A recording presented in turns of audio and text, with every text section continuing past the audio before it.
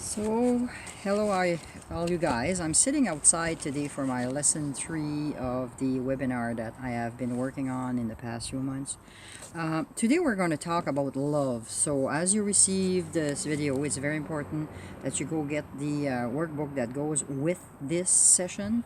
It is a very intense session. It's going to be something that you might want to watch very often because love is like God. It's something that has never been understood properly.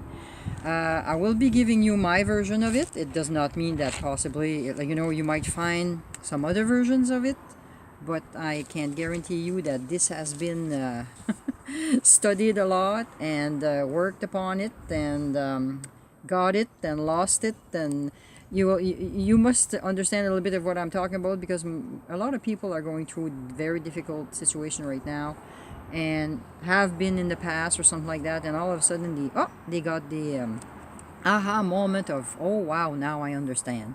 So I hope this is going to help you. It's very nice outside today. It's not too warm, not too cold, maybe a little cooler than normal there, but I really appreciate it. So when you have a chance, go and make sure that you print the workbook and go through the little a few rules and regulation at the beginning. It's important that you have a chance to be maybe in a place where you can be not disturbed and have a chance to meditate on many things, like if you want to stop the video at halfway or something like that and have a chance to write down things and all that on the notebook. So like I was saying in my previous video today,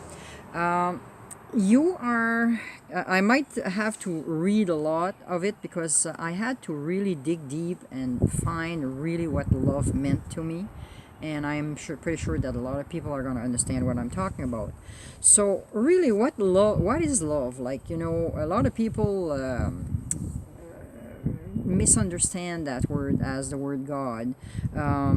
We read about it and we see it everywhere. It's written in every book. We see the word love in the Hallmark cards. We hear about it in videos, in movies, and all that. And we say it a lot, maybe too often, without really thinking what we're saying. But can you feel love? This is what the most important part of it. Like, just to give you an example, you might have a young woman that is in total despair when her boyfriend tells her that he is leaving her, through sheets of tears. She mutters like, "But I love you." Okay. You can also have this little girl jumping of joy when she opens a birthday gift to find that what the real gift she wanted, like what she wanted, and then she'll scream, "I love you, Grandma." But both examples are not truly giving you the essence of the word love, like what love means.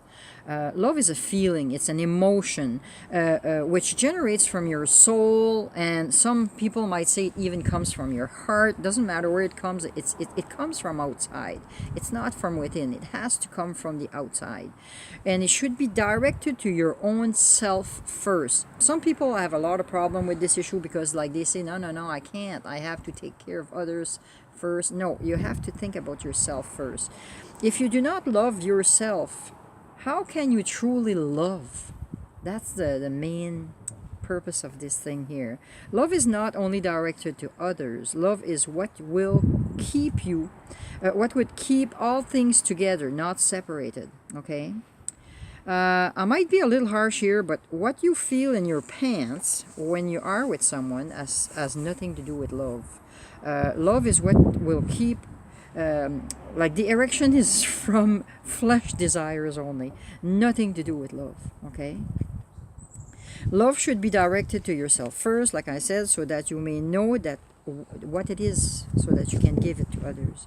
Then you will know what you are connecting with, how to connect to a woman, to a man, a colored person, a short person, a tree, a dog, a rock, a piece of wood. Since we're all together, we're all connected, love can be directed to anything, anyone. It's very important that you get that essence. Okay? I have included in your package a scale of emotions. You will notice that and you will have a chance to look at it. There's also another part where I drew a little house. It's a purple house, and then you have that person in the house, and in that person there's a heart, and then you have a connection directly to, let's say, your soul, a direct connection to source, which is source would be that. That purple heart, purple color. You also have a part in there where I put brain, and you have an ego. The ego is either a good ego or the bad ego. Though, like a lot of people believe that the ego is part of you, it is not, because it is something that you can change. Um, if you have a chance, really look at that picture, and you will notice a few things in there, and you will understand more when you will looking at it. Okay. So, since we're all made from the same energy, everything has the ability to connect to you in the form of love. If you look at the highest scale, like the highest scale of the emotion, you will find love, and then you underneath that there's joy. I made it on a purpose to put like the more positive emotions in color, and then the negative one in a darker color, dark like black and gray and all that. When the only time that you can really feel love or give love is when you are in the upper scale of the emotion. It's you cannot, like, you can give, try to give love to somebody that is in the negative emotion scale, like the bottom part. You might be giving it to them, but they cannot receive it because they're in a doom and gloom situation. This is where, you know, you need to help people to understand where they are, and I will be talking more about that there in a few minutes. Love is the highest form of energy on the emotion scale, like I say. Achieving this emotion is blissful. You are at a state where you are at a state where you can about yourself and others at the highest. Like you're really at the highest state of your emotions right there. Nothing matters anymore, just being. It's like it's blissful. I have achieved that state many times. Doesn't mean that I'm there all the time. You know, there are times in my life where, you know, I feel down, but then I just sit down and recapture my thoughts, and it's very important to get into that state. I'll show you how it happened to me. It doesn't mean that it's going to happen to you in that way, but one day you'll get this feeling and you say, oh, now I do understand. Being in the state is the purest of connection with your God, source, universe, your collectiveness, whatever you want to call it. Okay? Okay. So, how can I achieve this state? So, I'll explain to you a little the way it happened to me. It was like, I remember the date, like it was on August 25th in 2009 when I came back from a very revealing session with a medium. Many times I was told that I was able to do it myself and easily, but I was only shown how to access it at that session. Okay? When I came back from the medium session, I comfortably lied in the bed and propped my head on 3 pillows, but put my right hand on my heart and my left hand on my navel, like a little bit above my navel, and following the instruction that she had given me to be able to connect with my true self.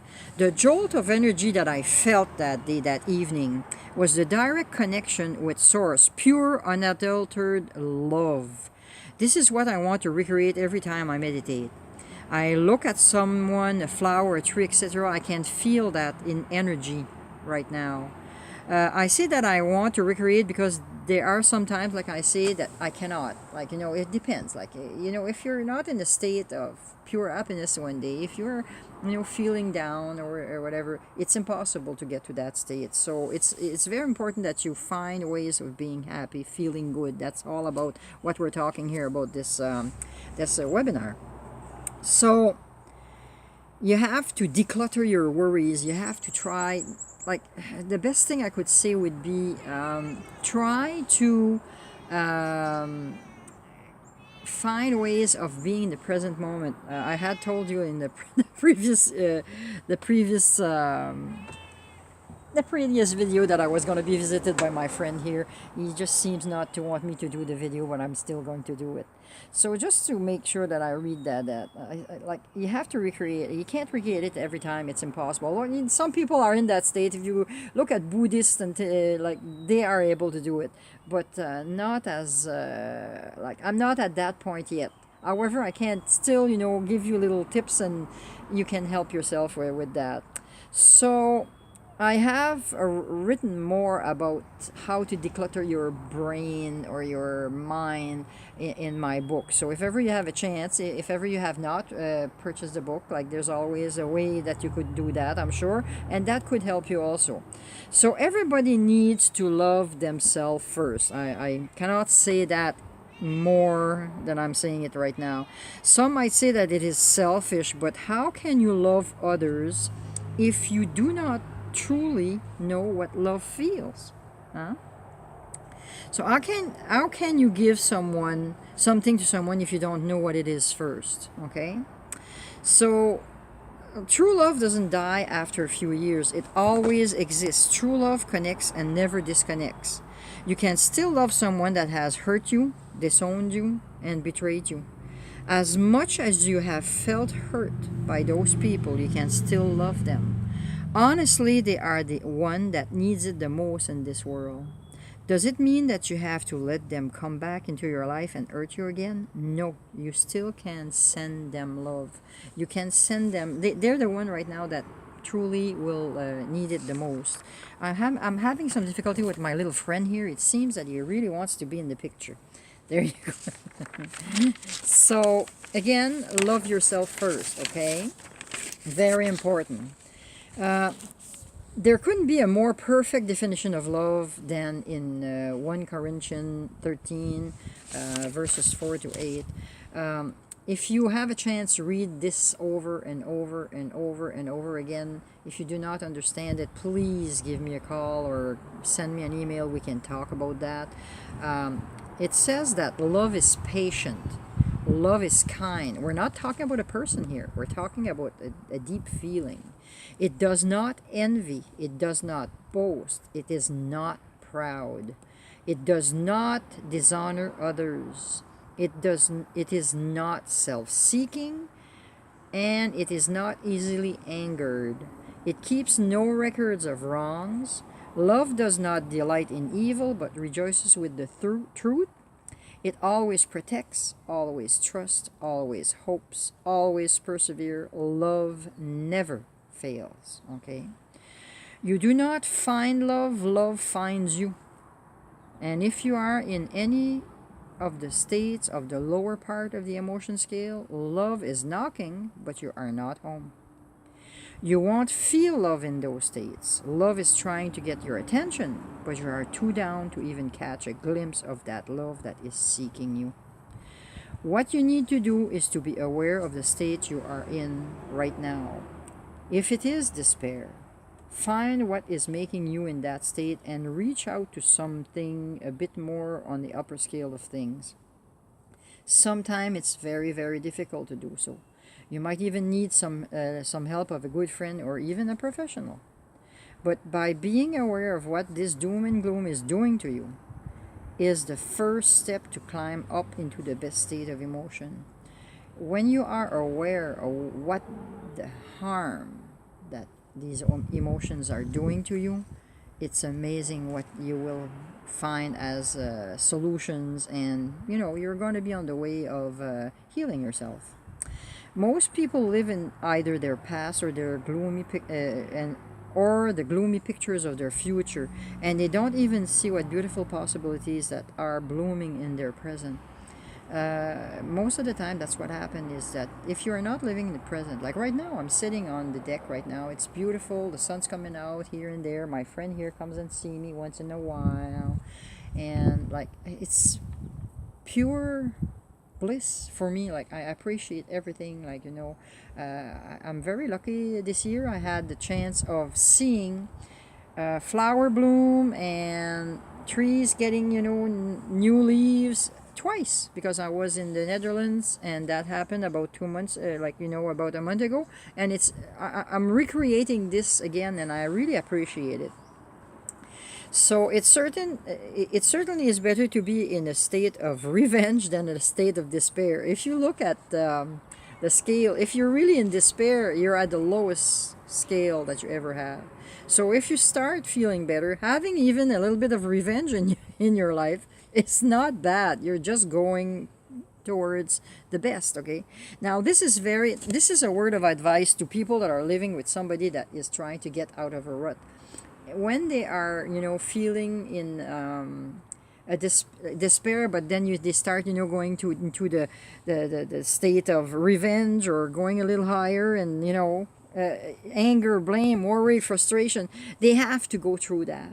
You cannot jump from despair to joy.